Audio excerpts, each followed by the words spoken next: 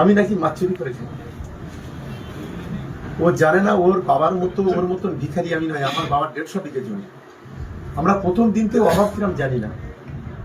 যেদিন থেকে রাজনীতিতে এসেছি সেদিন থেকে মানুষের পাশে সবসময় থাকার চেষ্টা করেছি।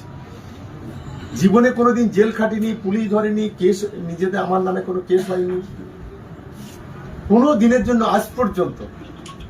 আমার সঙ্গে থাকা লোকেরা অনেক খুন হয়ে গেছে, কিন্তু আমরা কোনোদিন পাল্টা কারো গালে একটা চড় মারিনি। একটা মেয়ের সঙ্গে 3 বছর শুয়ে মেলামেশা করে তাকে বিয়ের প্রতিশ্রুতি দিয়ে মানে হাইকোর্টে 17 জন উকিল নিয়ে বেল নিল, সে নটোরিয়াস ক্রিমিনাল নয়। যে কলকাতায় মোস্তানি করতে গিয়ে 42 দিন জেল খাটলো, সে নটোরিয়াস ক্রিমিনাল নয়।